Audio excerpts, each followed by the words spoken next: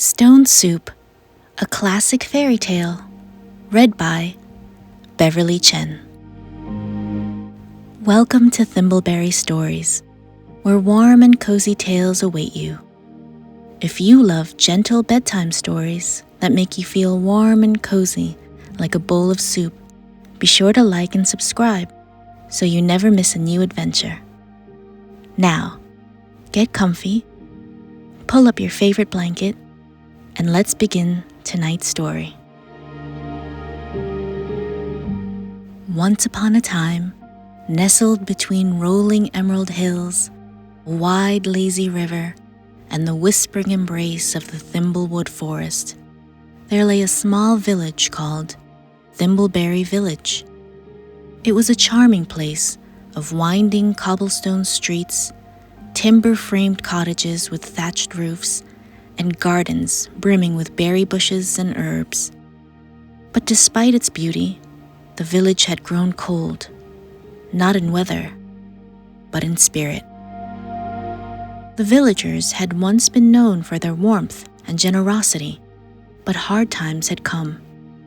A bitter winter had drained their food stores, a poor harvest had left their larders empty, and one by one they began keeping to themselves, afraid to share what little they had left. Doors stayed shut, windows were drawn, and laughter became a rare sound in the streets.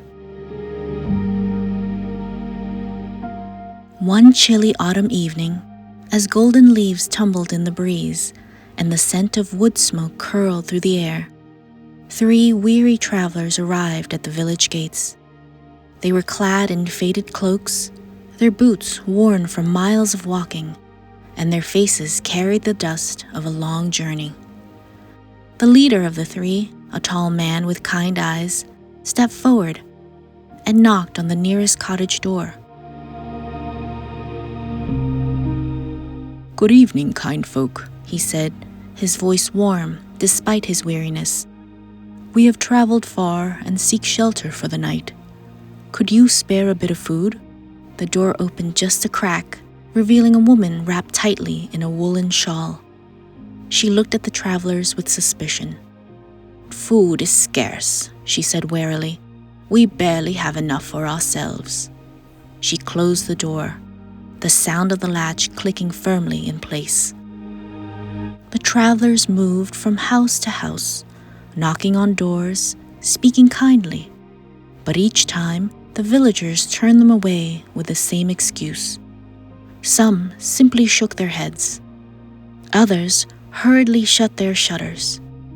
Even the village baker, whose warm loaves could be smelled from the street, insisted he had nothing to spare. The travelers huddled in the village square, exchanging knowing glances.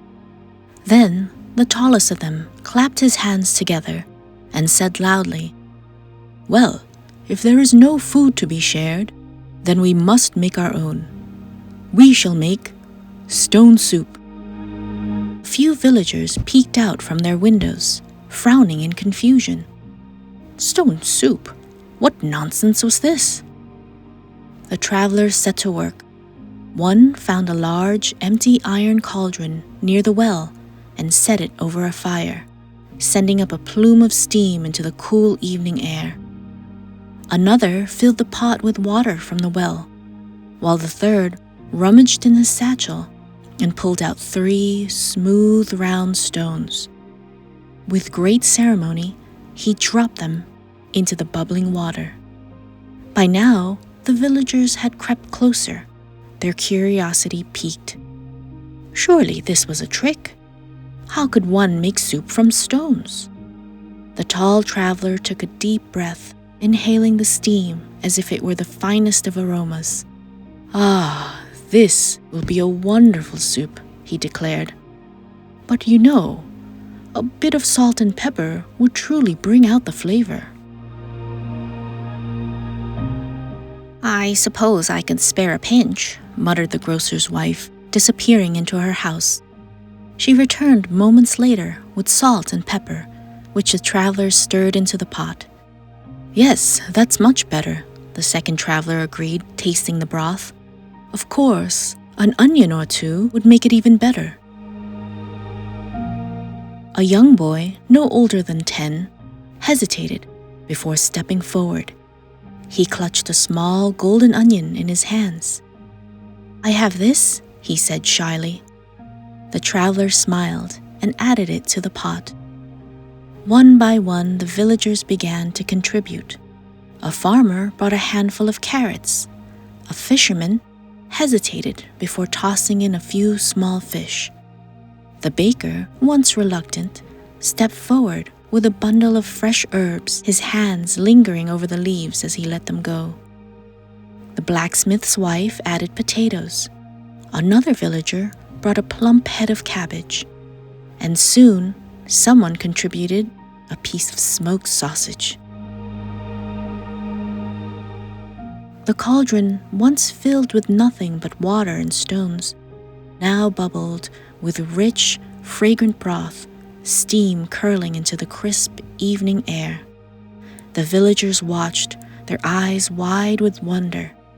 They had thought they had nothing, but together, they had everything. At last, the soup was ready. The travelers ladled it into wooden bowls, and the villagers gathered beneath the lantern-lit trees, huddling together on benches and low stone walls. They ate, laughed, and spoke of things they had long kept locked away, memories of festivals, old friendships, the times before fear had closed their hearts. The warmth of the soup filled their bellies, but the warmth of their kindness filled something even deeper.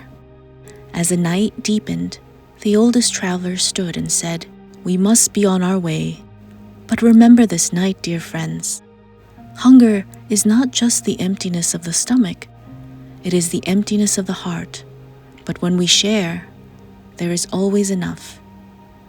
The villagers nodded, their hearts light, their spirits filled. They had spent too long in isolation, believing they had nothing, when in truth, they had everything they needed all along: each other. As the travelers disappeared down the moonlit road, the people of Thimbleberry Village stood together in the square, promising never to let fear and mistrust divide them again. And from that day forward, there was never hunger in Thimbleberry Village again.